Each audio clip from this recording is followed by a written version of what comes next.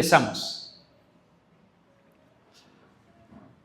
Padre, yo te doy gracias por este tiempo, por lo que estás haciendo, pero también por lo que vas a hacer.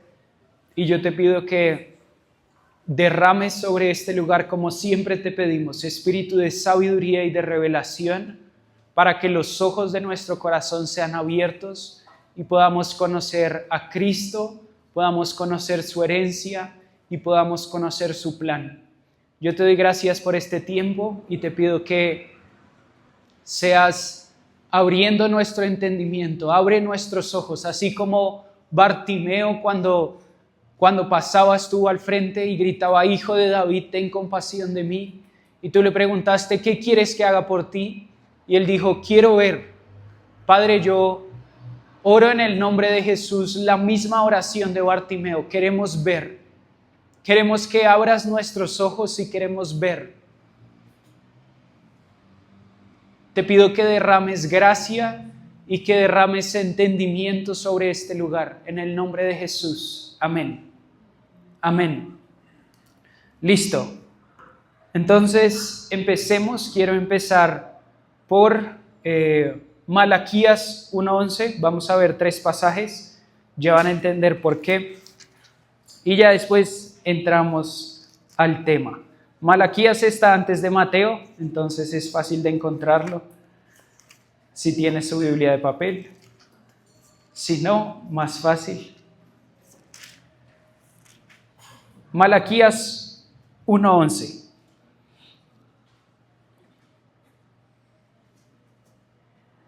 ¿Ya lo tienen? ¿Sí? Dice, estoy leyendo en Nueva Biblia de las Américas, por si lo tienen en el celular, para que no se pierda con la diferencia de versión. Malaquías 1:11. Dice: porque desde la salida del sol hasta su puesta, mi nombre será grande entre las naciones, y en todo lugar se ofrecerá incienso a mi nombre y ofrenda pura de cereal. Porque grande será mi nombre entre las naciones, dice el Señor de los ejércitos. Ahora vayamos a Isaías 24. Isaías 24.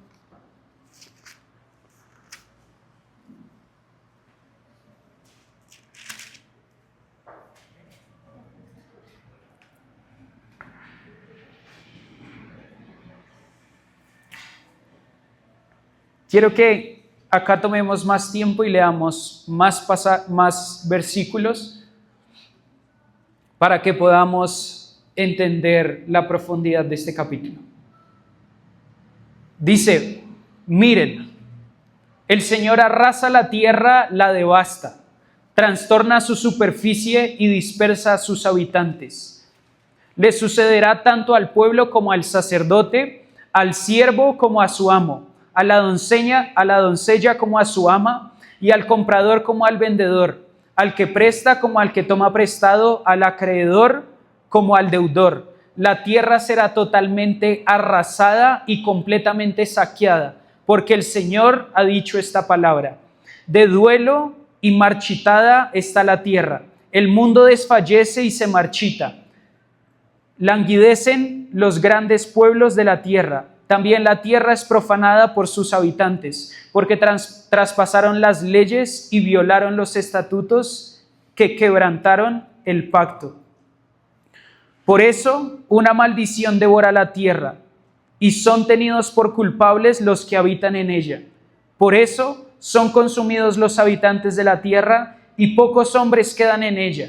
El vino nuevo está de duelo, desfallece la vid, suspiran todos los de alegre corazón. Cesa el júbilo de los panderos, se acaba el alboroto de los que se divierten. Cesa el júbilo de la lira.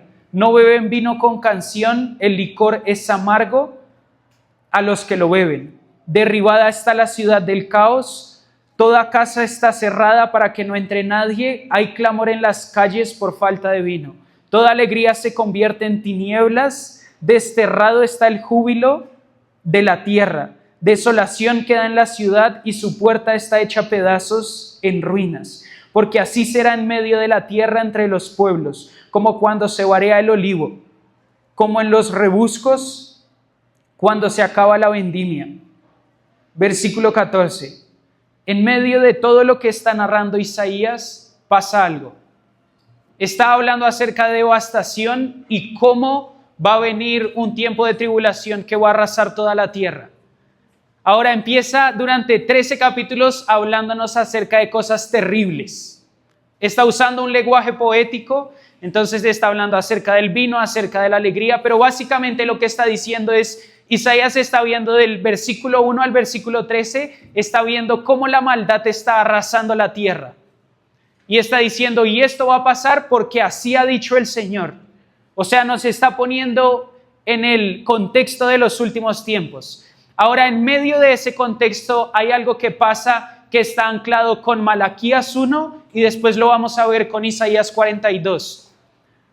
Pero quiero que lo podamos entender porque cada vez que nosotros cantamos, y creo que es algo que me conmueve de la adoración, nosotros no somos los que estamos liderando un movimiento de adoración o los que queremos cantar más, es Dios quien está liderando este movimiento de adoración.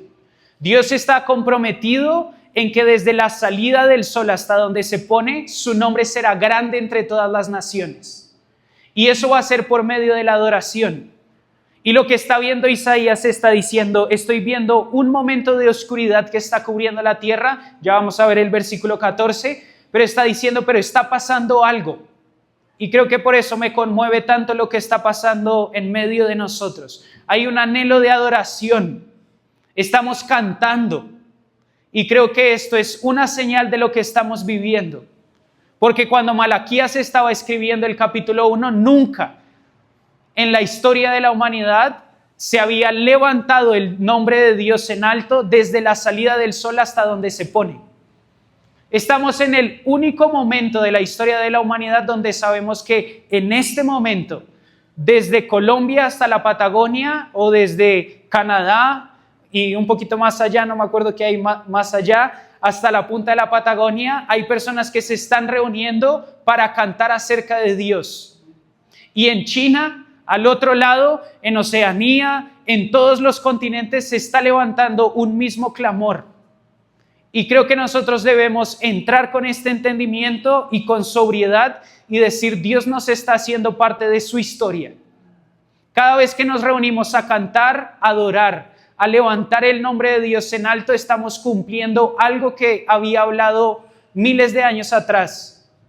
Y Dios está comprometido en seguir levantando un pueblo que está cantando constantemente.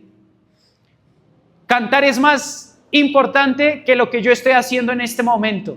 Lo que cantamos afecta mucho más cómo vivimos, cómo adoramos, lo que pensamos. La música tiene la capacidad de todo esto que nosotros leemos, transmitírnoslo y hacérnoslo saber y hacérnoslo vivir de una manera más fácil. Nadie sale de la iglesia tarareando la enseñanza, nadie. Y dentro de 8 días ya se nos olvidó. Pero todas las canciones quedan dentro de nosotros. Que se haga Dios tu voluntad, en la tierra como es en el cielo. Que venga tu poder una y otra vez y eso empieza a entrar dentro de nosotros. Cuando nosotros estuvimos en Israel, algo que me llamó mucho la atención, que nos enseñó el director del programa, es el lenguaje de Dios, es la música. Todos nosotros en este lugar somos personas musicales, así yo cante feo y los de la adoración canten lindo. Todos somos musicales. A todos nos gusta la música, todos entendemos lo que la música quiere transmitir, los sonidos que quiere transmitir. Ahora Dios se relaciona de esa forma con nosotros. Por eso Él decidió que alrededor de su trono haya música incesante, todo el tiempo. Entonces Dios nos da ese lenguaje para que por medio de la adoración nosotros nos relacionemos con Él. Por eso oramos cosas que nunca nos atreveríamos a orar por medio de la adoración. Hacemos oraciones arriesgadas. Oramos que Dios nos quebrante. Exaltamos a Dios Hay cosas que solo pasan en medio de la adoración y Dios la está usando como un vehículo para cumplir sus planes. Ahora estamos en este contexto, Isaías 24. Y miren el versículo 14, es como si Isaías estuviera hablando de otra cosa, porque transiciona de un tema, hablando acerca de cosas difíciles, y transiciona de un tema a otro que nosotros podríamos decir, Isaías, ¿por qué está escribiendo eso? Versículo 14 dice, empieza a ver un pueblo en medio de ese caos. Y dice, ellos alzan sus voces, gritan de júbilo, desde el occidente está apuntando a nosotros. Entonces hay una época de caos que estamos empezando a vivir. Isaías dice, hay un pueblo en el occidente, está hablando acerca de nosotros. Israel está en el centro de la tierra y siempre que hablan de lo último de la tierra están hablando acerca de América o de Europa. Pablo va a decir, voy a ir hasta lo último de la tierra en Romanos 15. Voy a ir a España. Porque España en ese momento se conocía como Finisterra, como si fuera lo último de la tierra. Entonces Pablo dice, voy a ir allá y voy a hacer que los que están en ese lugar canten. Porque Pablo entendía Isaías 24. Y dice, y veo desde el occidente. Si nosotros vemos todo el plan de Pablo en el Nuevo Testamento, él empieza en Jerusalén y empieza a subir. Y después de que empieza a subir, empieza a ir todo hacia el occidente. Y una y otra vez en Romanos, en Corinto, en Éfeso, le dice a la iglesia, canten. Porque entendía lo que estaba pasando en Isaías 24, Isaías 60, Isaías 42. Pablo entendía el lugar que nosotros teníamos en medio del plan de Dios. Ve un pueblo que está cantando constantemente. Versículo 14. Ellos alzan sus voces, gritan de júbilo, desde el occidente dan voces por la majestad del Señor. Pablo está diciendo, estoy viendo un pueblo en el occidente que en medio del caos está cantando acerca de la majestad de Dios. Esto es impresionante, impresionante. Por eso me conmueve tanto cada vez que nosotros nos acercamos a adorar. Porque estamos cumpliendo profecías que fueron escritas miles de años atrás. Y necesitamos entrar con sobriedad y entender lo que estamos haciendo. Por tanto, va a decir, glorifiquen al Señor en el oriente, lo que estábamos hablando. Lo mismo que está diciendo Malaquías, desde donde sale el sol, el oriente, hasta donde se pone, mi nombre será grande en todas las naciones. Isaías está diciendo lo mismo, está diciendo, desde el occidente dan voces por la majestad del Señor. Por tanto, glorifiquen al Señor en el oriente. El nombre del Señor, Dios de Israel, en las costas del mar. Desde los confines de la tierra oímos cánticos. Gloria al justo. Pero yo digo, pobre de mí, ay de mí. Los traidores obran perfidia, con mucha perfidia obran los traidores. Y va a seguir hablando Isaías acerca de eso. Va a hablar acerca de la persecución que viene, cómo hay una burla alrededor de todo eso. Pero es impresionante cómo Isaías en medio del caos está viendo un pueblo que está cantando constantemente. Y creo que nosotros nos debemos sentir privilegiados en entender lo que estamos haciendo y entender el lugar en el que Dios nos está posicionando. Ahora vamos a Isaías 42 para completar la idea y seguimos con el tema. Pero creía que era necesario y es necesario aclarar lo que estamos haciendo. No venimos a cantar canciones como una previa antes de la enseñanza y para preparar el terreno para la enseñanza. No estamos haciendo casa de oración porque se ocurrió hacer casa de oración y Dios no está levantando un movimiento de adoración en todas las naciones solo porque sí. El movimiento de adoración está funcionando como una preparación en el terreno para lo que va a venir y necesitamos entender eso. Dios está viendo en medio del caos un pueblo que está cantando. Y es en medio de ese canto que se espera y se apresura la venida del Señor. Miren lo que dice Isaías 42.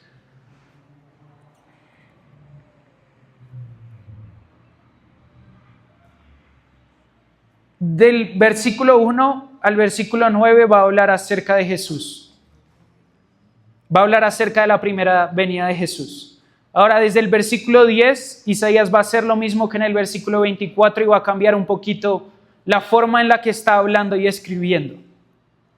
Versículo 10 dice: canten al Señor un cántico nuevo, canten su alabanza desde los confines de la tierra. Está apuntando una vez más a nosotros. Los que descienden al mar y cuanto hay en él, las islas y sus moradores. Está hablando acerca de todo el planeta Tierra. Después de eso va a decir: levanten la voz, el desierto y sus ciudades, las aldeas donde habita Cedar. Cedar es Arabia Saudita. Está diciendo, va a haber incluso un movimiento de adoración tan profundo que Arabia Saudita va a estar cantando constantemente. Y eso suena imposible. Después de eso va a seguir diciendo y va a decir: canten de júbilo los habitantes de Selá, Irán. Desde las cimas de los montes griten de alegría, den gloria al Señor y proclamen en las costas su alabanza. Empieza a decir: voy a despertar un movimiento de adoración desde los confines de la tierra, en las costas del mar, en el desierto, en Irán, en Arabia Saudita. Cuando empieza a hablar acerca del movimiento de adoración, Isaías hace otra transición. Y dice: ¿qué va a pasar cuando se levante un movimiento de adoración de esta magnitud? El Señor como guerrero saldrá, como hombre de guerra despertará su celo. Gritará, sí, lanzará un grito de guerra, contra sus enemigos prevalecerá.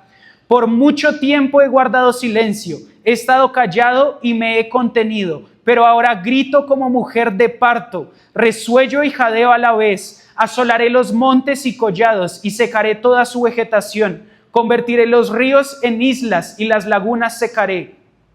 Después sigue hablando acerca de lo que va a hacer, dice: conduciré a los ciegos por un camino que no conocen, por sendas que no conocen los guiaré. Cambiaré delante de ellos las tinieblas en luz y lo escabroso en llanura. Estas cosas haré y no las dejaré de hacer. Serán vueltos atrás y completamente avergonzados los que confían en ídolos, los que dicen a las imágenes fundidas: ustedes son nuestros dioses. Unamos Malaquías 1:11 con Isaías 24, con Isaías 42. Y podemos tomar muchos más textos y toda la teología que Pablo va a hablar a las iglesias. Pero está diciendo: voy a levantar un movimiento de adoración sin precedentes en todo el mundo. Después de que mi nombre sea grande en todas las naciones, he estado callado por mucho tiempo. He estado conteniéndome. Hechos 3:22 va a decir: el cielo retiene a Jesús hasta la consumación de todas las cosas. O sea, el cielo está reteniendo a un hombre y Jesús está diciendo: he permanecido durante 2000 años callado, me he mantenido tranquilo, estoy esperando que una iglesia se levante e irrumpa la tierra en un cántico y saldré como un guerrero en contra de todos mis enemigos. Esto es impresionante. Cada vez que nos estamos acercando a adorar, por eso Apocalipsis va a decir: hay unas copas en el cielo que se están llenando constantemente y esas copas van a ser derramadas en la tierra. Cada vez que nosotros estamos adorando, cada vez que nosotros estamos orando e intercediendo, estamos llenando copas en el cielo que van a ser derramadas y es el plan de Dios sobre las naciones. Es impresionante lo que nosotros hacemos cada vez que nos reunimos. Tiene una trascendencia mucho mayor, mucho más grande. Y debe ser el anhelo de nuestros corazones. Desde donde nace el sol hasta donde se pone mi nombre, no otro nombre, va a ser grande entre las naciones. Pablo va a entender todos estos textos y es lo que estábamos cantando. Va a decir en Filipenses 2, sobre él, sobre ese nombre, sobre ese guerrero, sobre ese que están cantando los pueblos, toda rodilla se va a doblar y toda lengua va a confesar que Jesús es el Señor. Es impresionante. Yo creo que por eso Pablo entiende todo el plan de Dios en Romanos 11 y dice, oh sabiduría de Dios, en Romanos 11:36, ¿quién examinó la mente del Señor? ¿Quién conoce sus pensamientos? Oh profundidad de las riquezas de Dios. Nadie le ha dado consejo al Señor. Este plan es de Él.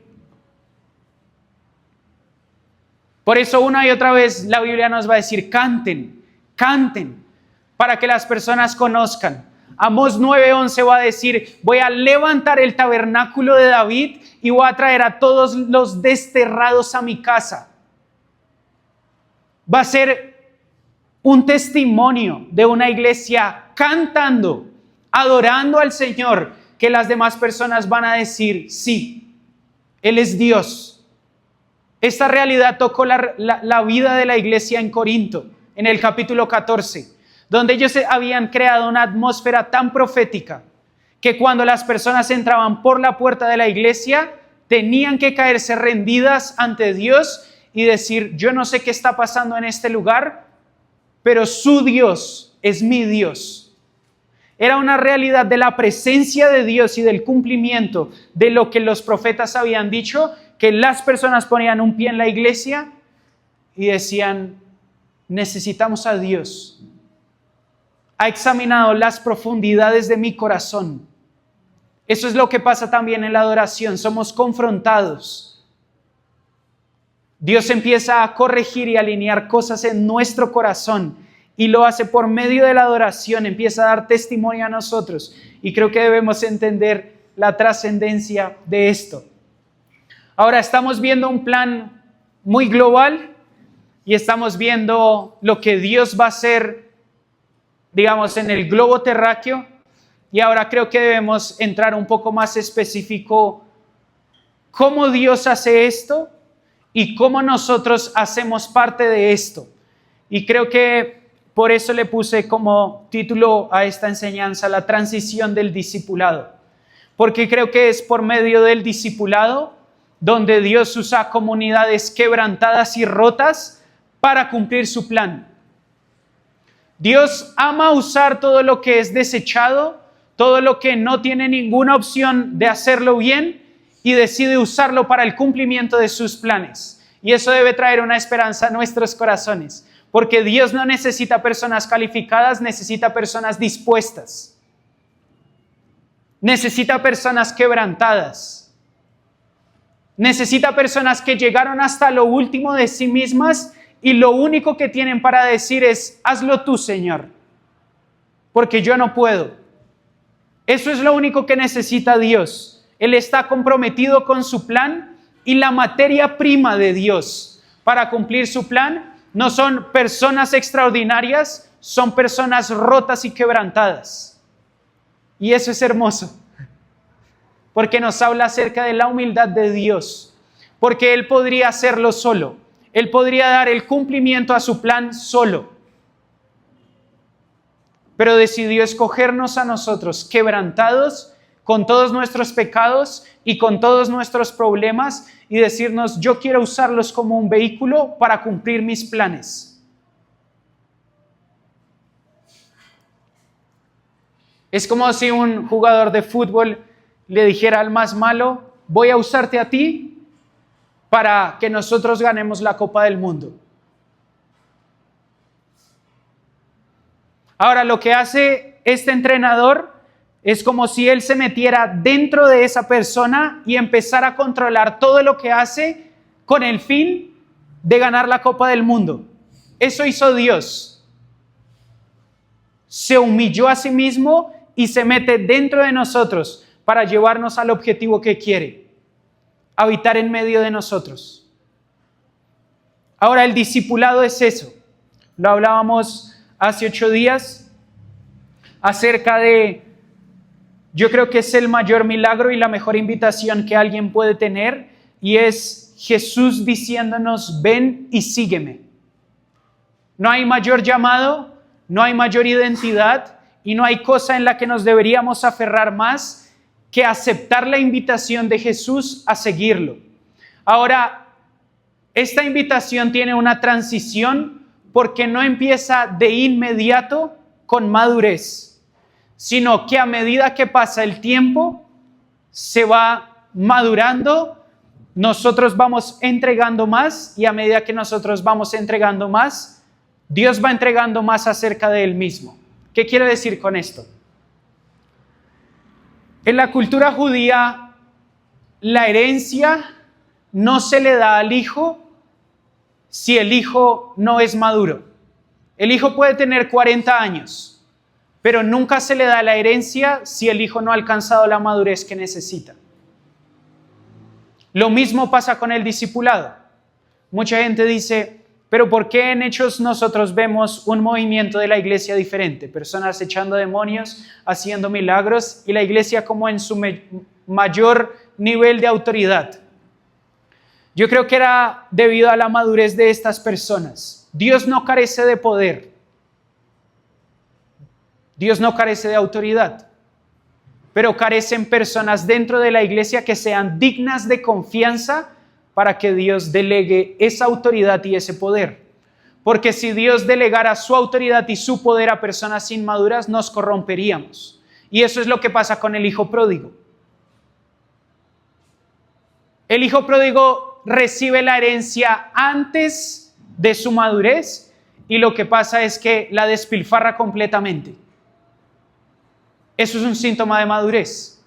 Entonces, si Dios desplegara todo su poder y toda su autoridad a una iglesia inmadura, muy seguramente la iglesia empezaría a apuntar a sí misma y no a Dios, porque el poder y la autoridad corrompen. Y si no hay un carácter aprobado, es muy fácil que sea doblegada la persona y empiece a buscar adoración propia. Ahora Dios tiene una forma de transicionar a las personas de un punto A a un punto B. Yo creo que por 4 estaciones, para que dejen de ser inmaduros y ser completamente maduros para recibir la herencia del reino. Dios está buscando hijos maduros que puedan sostener el despliegue del reino sobre todas las naciones. Y creo que Dios nos está haciendo una invitación a nosotros.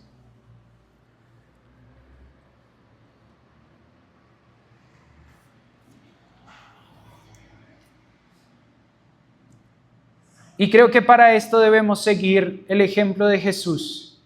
Si quieren, vamos a Juan 17, del 1 al 4.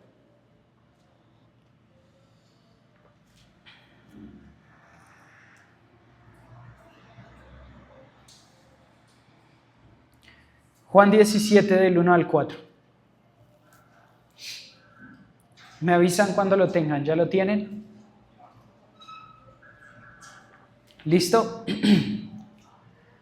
Jesús está terminando su ministerio, está con los discípulos en la mesa, y en ese momento Él decide alzar sus ojos al cielo y decide hacer una oración de intercesión por sus discípulos y por sus discípulos futuros. En varios pasajes de Juan 17, Jesús va a hacer eso. Va a orar por los discípulos, por los 12, y después de eso va a orar por los discípulos que vienen después de los 12. Y aquí empieza a orar. Dice, versículo 1, dice: estas cosas habló Jesús, y alzando los ojos al cielo dijo: Padre, la hora ha llegado. Glorifica a tu Hijo para que el Hijo te glorifique a ti, por cuanto le diste autoridad sobre todo ser humano, para que Él dé vida eterna a todos los que les has dado. Y esta es la vida eterna, que te conozcan a ti, el único Dios verdadero, y a Jesucristo, a quien has enviado. Versículo 4 dice: yo te glorifiqué en la tierra, habiendo terminado la obra que me diste que hiciera. Jesús levanta sus ojos al cielo, ora por ellos y termina en el versículo 4 diciendo: he terminado la obra que me mandaste a hacer. Ahora, ¿cuál fue la obra que Jesús terminó en Juan 17? Jesús nunca fundó una iglesia. Nunca fundó un movimiento. ¿Predicó a multitudes? Sí. ¿Sanó enfermos? Sí, pero no sanó a todos los enfermos del mundo. No liberó a todos los endemoniados. Tampoco le predicó a todas las personas. Incluso decidió hacer su ministerio en uno de los países más pequeños, en una ciudad sin importancia en medio de ese país, con las personas más descalificadas. Y lo que hace en Juan 17 es: la obra que me diste, la terminé. ¿Cuál fue la obra que Jesús empezó? ¿Y cuál fue la obra que Jesús terminó para entregársela al Padre?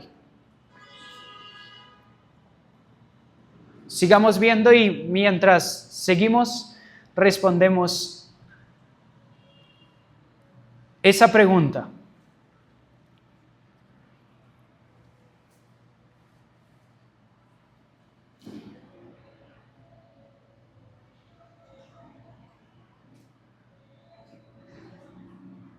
Es muy interesante ver la obra de Jesús y creo que para ver la obra completa debemos comenzar por el inicio.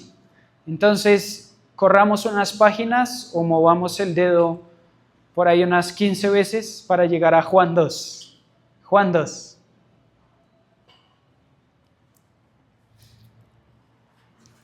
Juan 2, ¿cuál fue la obra que Jesús hizo en la tierra?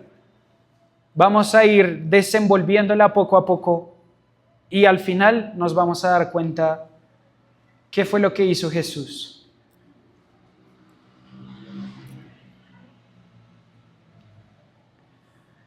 ¿Ya lo tienen? Juan 2, 23 al 25, ¿sí? Hablen conmigo, ¿sí? Sí, señor. Eso, gracias. Juan 2, 23 al 25.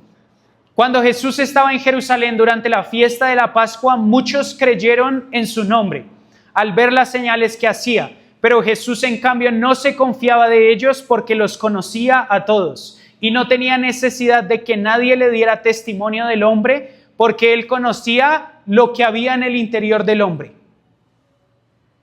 Así comienza, digamos, el ministerio de Jesús, diciendo: Jesús no confiaba en las personas, porque conocía el interior de las personas. Entonces Jesús comienza como un desconocido que no conoce a personas y no tiene la confianza de darles a conocer lo que está en su corazón, porque conoce el corazón del hombre. Así comienza todo el ministerio que después se va a desplegar por todos los evangelios. Así comienza la obra de Jesús. Desconfiando, porque sabe quién es el hombre. Y aquí quiero empezar con el punto 1. ¿Cuál es la transición del discipulado? Número 1, el discipulado y la materia prima del discipulado son personas pecadoras. Como estábamos diciendo, esa es la mejor noticia que nosotros podemos tener. Punto número 1. Jesús empieza su obra con pecadores, con personas en las que no puede confiar y tiene toda la razón. No son dignas de confianza. Nosotros no nos acercamos a un desconocido, le contamos todos nuestros secretos, los problemas que tenemos, los posibles traumas que tenemos, los pecados que tenemos, y después nos vamos, le dejamos esa información y le decimos un montón de cosas y nos vamos. Eso nunca sucede. Y eso es lo que está diciendo Jesús: yo no tengo la confianza en ellos porque conozco al hombre. Juan es el libro donde se habla más acerca de creer. Va a decir: y ellos creyeron en Jesús por lo que hizo, y ellos creyeron en Jesús por lo que habló. Juan 3:16 va a decir: a todos los que creen y lo recibieron. Juan es el que va a hablar acerca de creer, pero creer no es suficiente. porque creer lo puede hacer un pecador, es lo que está diciendo Juan 2. Ellos le creyeron por todo lo que había haciendo, por todo lo que estaba haciendo.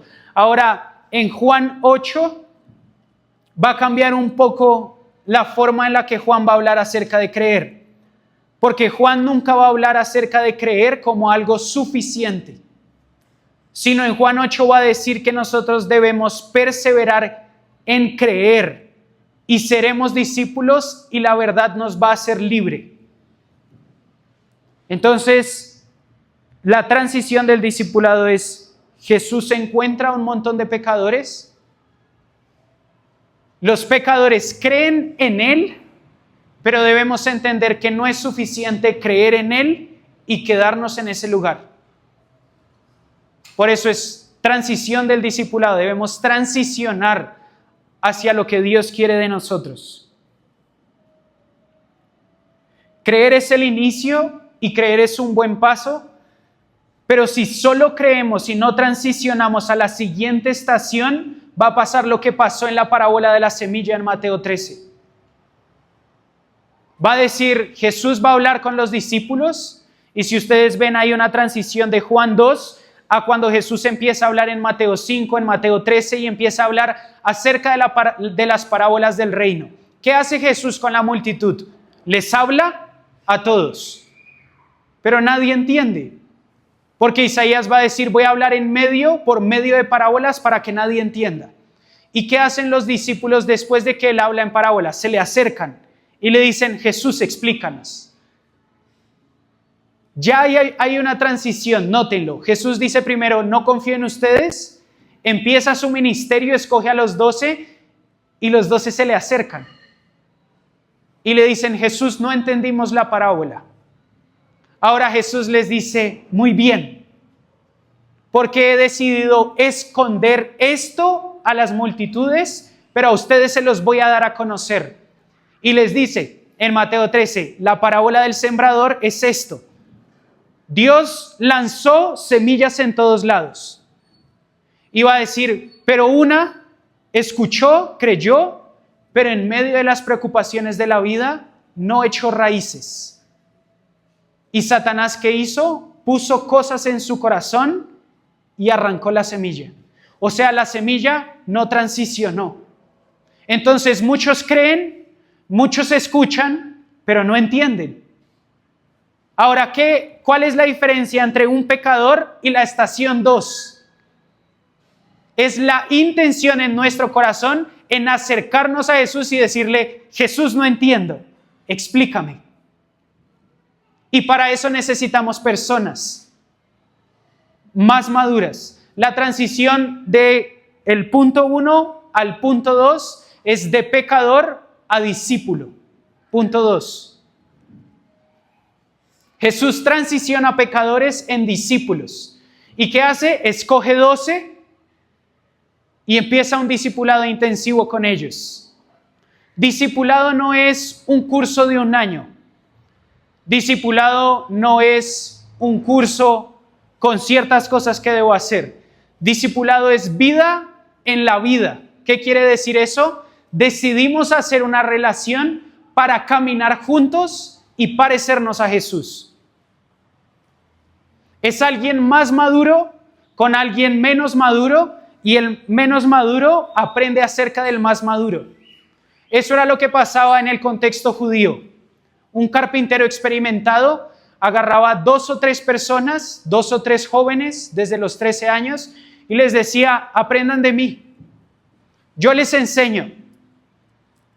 Ahora, en ese enseñar no era perfecto, tenían que cometer errores, tenían que haber jalones de orejas, tenía que meterse en su trabajo, tenía que verlo hacer las cosas y decirle, esto está bien, esto no está mal, celebrar lo que se hace bien, pero corregir lo que se hace mal. El discipulado requiere ser discípulos de Jesús, pero también rodearnos de personas más maduras a las que podamos imitar. Por eso Pablo va a decir, imítenme a mí, porque yo imito a Cristo. Entonces Jesús los transiciona y les dice, son pecadores, ahora son discípulos. Imítenme. No lo pueden hacer solos. Un discipulado es alguien experto enseñando a inexpertos a hacer las cosas. No se aprende con solo teoría, por eso no se puede hacer por medio de un curso, sino se aprende en práctica y caminando juntos. Se aprende el discipulado abriendo la vida. No se puede hacer y no se puede entrar a un discipulado profundo si nosotros no aprendemos a ser vulnerables. Porque las personas aplauden nuestras habilidades. Yo podría tener una habilidad hablando, muy bien. Eso no sirve de nada. Si yo no abro mi corazón con una persona y le digo, estas son mis lados oscuros, esto es en lo que estoy creciendo. ¿Las habilidades se admiran? Sí. Por medio de la vulnerabilidad se conecta. Es imposible crecer en discipulado si nosotros no aprendemos a abrir nuestros corazones y a quitarnos las máscaras y decir, sí, esto es lo que hay. Hay algo que me llama mucho la atención, pero hace unos años yo seguía, yo creo que ustedes lo conocen, a este conferencista colombo-japonés, Yokoi Kenji, y él hizo una conferencia que a mí me gusta mucho, que habla acerca de su esposa y de las relaciones. Y él dice, yo debí haber conquistado a mi esposa desnudo, porque es que con ropa se ve muy bien. Ríanse, tranquilos. Él decía, porque yo me puedo poner ropa y todo se ve bien. Y hay tan bonito, tan peinadito, tan bien arreglado. Si ustedes lo han visto a él, él siempre está de traje, es japonés, está perfectamente arreglado, está intacto. Y él dice, pero ella no me va a conocer así. Ella me va a conocer cuando yo me despierte y tenga mal aliento, esté despelucado, esté de mal genio. Y entonces él dice, yo me debía haber parado enfrente de mi esposa y decirle, quitarme la ropa y decirle, esto es lo que hay. ¿Vamos a hacerlo juntos o no? Y yo creo que de la misma forma sucede con el discipulado. Transicionamos de pecadores y necesitamos empezar a rodearnos de personas y decirles, esto es lo que hay en mi corazón. No hay más. Porque queremos que nos vean perfectos. Pero nada de lo que mostramos en perfección es real. Debemos encontrar personas a las que le digamos, mi matrimonio está vuelto nada. Le he fallado a mis hijos, le he fallado a mi esposa, no puedo más. Y entra la gracia del discipulado. Me acuerdo uno de los momentos más difíciles de mi vida en el 2023. Dios me llevó a un viaje en México. Y salió en ese momento una canción que Marcos Brunet tradujo que se llama Tu mesa cura, tu mesa sana. Era uno de los momentos más difíciles. Y me acuerdo que yo estaba desesperado. Estábamos en un asado en la casa de un amigo, estábamos hablando y yo sentí que el Espíritu Santo me dijo, cuéntales lo que estás pasando. Yo me senté en la mesa, asustado. Dije, voy a perder a mis amigos porque lo que acababa de hacer no era muy bueno. Y les dije, hice esto. Nunca en mi vida, nunca he experimentado una gracia tan grande en mi vida como la vez que decidí ser vulnerable. Oraron por mí, me abrazaron, me sustentaron. Cuando pensé que iba a perder mi comunidad y mis amigos, lo que hicieron fue verme acabado y levantarme. Esa es la maravilla del discipulado. Claro que sí hay corrección porque hacemos cosas mal. Claro que sí hay celebración porque hacemos cosas bien. Pero el discipulado es abrir mi corazón con alguien. Y que esa persona pueda hablar a mi corazón. Que conozca mis batallas, mis luchas, mis traumas. Y que pueda decirme, esto no está bien, hazlo de esta manera. Y eso genera otra transición que es la número 3. Jesús escogió pecadores, los transformó en discípulos, pero no se quedó ahí. En Juan 15:16 o en Juan 15:13, si no estoy mal, Él dice, yo ya no los llamo siervos. Otras traducciones dicen, yo ya no los llamo discípulos. Ahora yo los llamo amigos. Porque un amigo o un discípulo no sabe lo que su amo hace, pero un amigo sí sabe. Y en esto nosotros vemos lo que estábamos hablando. Hay una transición. Jesús no tuvo a las multitudes como amigos. No tuvo a las multitudes contándoles sus cosas y llevándolos al Getsemaní. Jesús tuvo 12. No debemos tener muchos amigos, pero necesitamos tener amigos reales que nos sustenten en los momentos más difíciles de nuestra vida. Si en este momento estuviéramos pasando por el momento más difícil de nuestra vida, ¿a quién llamaríamos a nuestra casa para que ore con nosotros?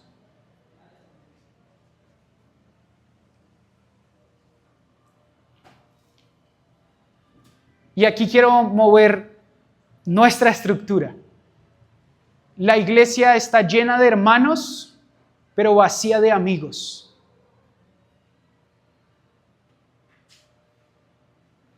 Porque no tenemos con quién llorar.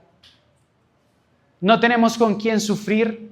No tenemos con quién celebrar. Estamos llenos de hermanos. Bien, somos hermanos, hijos de un mismo Padre. ¿Cuántos amigos tenemos? Ahora podríamos decir, es que nadie ha querido ser mi amigo. Proverbios va a decir, el que quiere amigos, se muestra amigo. ¿Qué hizo Jesús? Se quedó esperando sentado diciendo, voy a esperar a que lleguen 12 personas y cuando lleguen 12 personas los empiezo a discipular.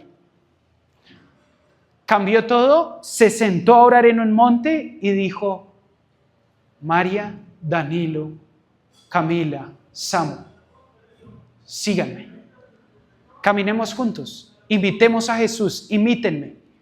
Y a medida que ellos fueron caminando 3 años y medio, a los 3 años y medio les dice, ahora ustedes son mis amigos. Les he contado todos los secretos del reino. Y creo que tenemos miedo porque sí, hemos sido heridos por amistades, todos nos han traicionado, todos. A Jesús también. Escogió 12 y uno se le cayó. Lo vendió. Pero nunca buscó protegerse a sí mismo. ¿Qué hace cuando esta escena de Chosen es hermosa porque Juan 18 la describe, pero ¿qué hace Jesús cuando Judas se le acerca? Le dice la misma palabra que usó en Juan 15, amigo. Como si él todavía estuviera esperando, amigo. En medio de la traición de su amigo, él se sostiene en lo que había dicho en Juan 15. Por eso en Mateo 5 él va a decir, amen a los que los odian, amen a los que los persiguen. Necesitamos una iglesia. Y yo sé que estamos en medio de una transición, pero necesitamos entender esto. Necesitamos hacer amigos. Fue la forma de Jesús. Jesús nunca comenzó una iglesia. El que comenzó la iglesia fue el Espíritu Santo. Tomó pecadores, los invitó a imitarlos y a medida que fue creciendo la confianza, los llamó amigos. Y eso puso el mundo al revés.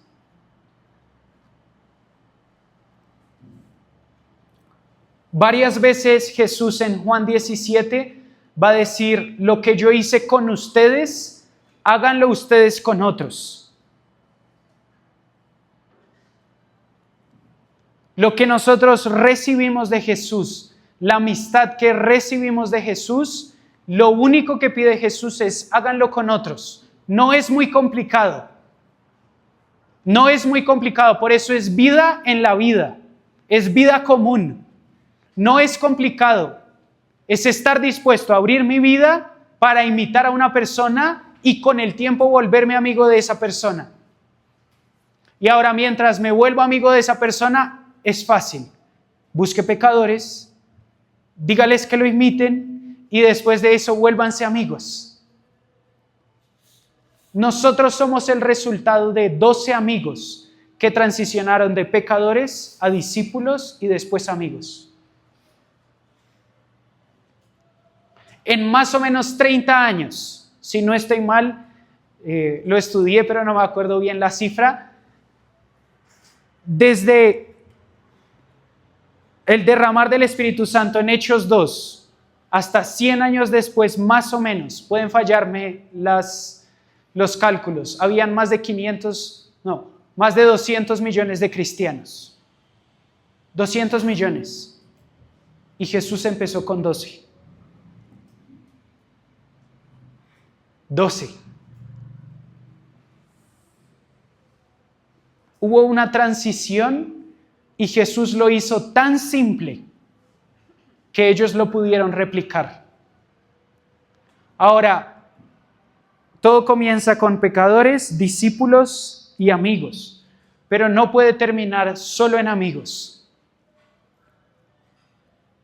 Porque cuando un amigo se relaciona con otra persona, empieza a ser como esa persona. Yo tengo 3 amigos muy cercanos.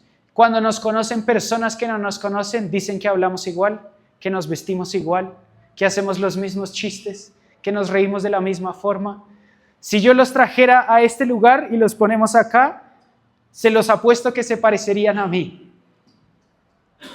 Porque llevamos 12 años siendo amigos.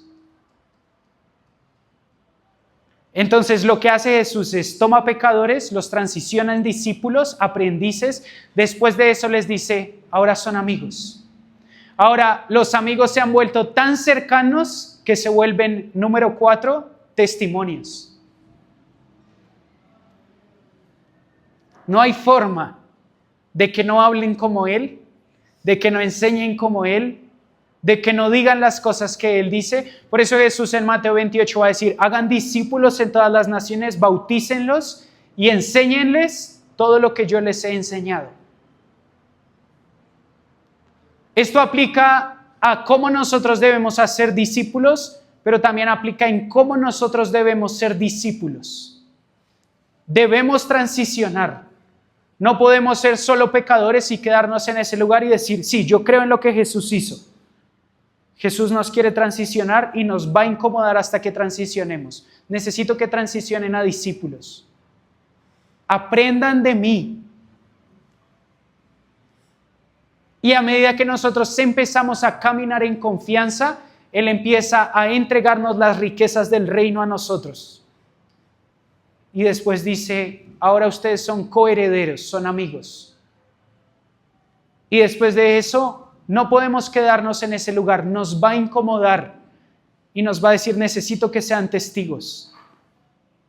Y ese testigo se empieza en Hechos 1:8, cuando los discípulos están con Jesús resucitado y le dicen, están con Jesús y Jesús les dice, esperen en Jerusalén. Y les dice, y recibirán poder cuando haya venido el Espíritu Santo sobre ustedes y me serán testigos. No les había hablado acerca de ser testigos antes de eso. Cuando Él se iba a ir, les dijo, ahora tienen una tarea, tienen que dar testimonio acerca de mí. Y ahora ese testimonio, y esa palabra en griego es mártir, que quiere decir mártir. Es alguien que se presenta delante de una corte y está dispuesto a dar su vida por el testimonio de una persona. Esa es la madurez apostólica, transicionar por medio del caminar del discipulado. Y es en ese lugar de testimonio donde Jesús ora por esos 12. Y Jesús va a decir en Juan 17, Padre, no oro por los que están en el mundo, yo oro por ellos. Y Jesús orando por ellos hizo que el mundo se pusiera al revés, orando por 12. Dice, voy a orar por 12 y estoy seguro, porque la obra la he completado, que estos 12 van a poner el mundo patas arriba.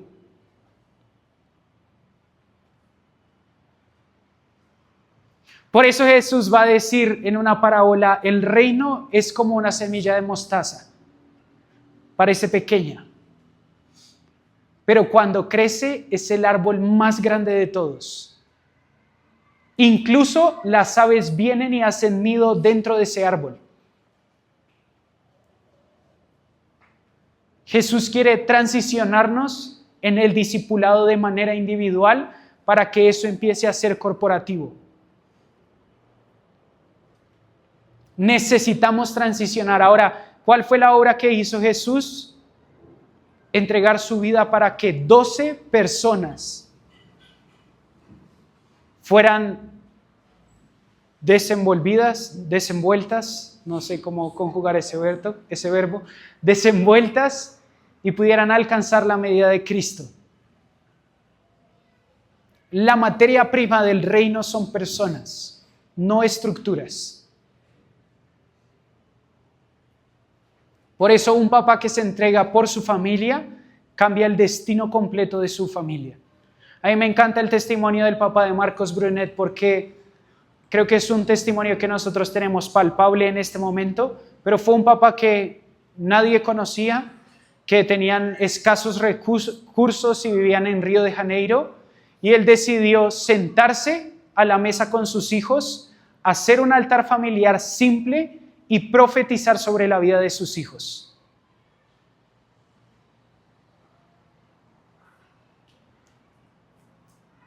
Volcar nuestra vida por personas tiene la capacidad de cambiar el mundo, porque es el modelo de Jesús. Jesús no le entrega una estructura a Dios, no le entrega las multitudes a Dios, dice lo que tú me llamaste a hacer, la obra que me llamaste a hacer, 12, te lo entrego. El Dios encarnado de Génesis 1 y 2 nos mostró cómo hacerlo. Vino para mostrarnos cómo se hace. Pero necesitamos entrar en estas 4 transiciones. No podemos quedarnos en una. Necesitamos transicionar. ¿Jesús quiere alcanzar al mundo? Sí. Pero necesita un movimiento de amigos que multipliquen aquello que vivieron con Jesús. Dios quiere alcanzar el mundo, pero está buscando un movimiento de amigos que se conecten con lo que Él hizo y lo repliquen. Mi pregunta es, ¿en qué transición estamos y hacia dónde debemos transicionar? Porque si creímos y aceptamos seguir a Jesús, nos va a incomodar hasta que transicionemos a la madurez. Y creo que por eso es tan clave Isaías 24, porque Dios está dispuesto a hacer lo que tenga que hacer, así sea sacudir el mundo entero para tener discípulos maduros.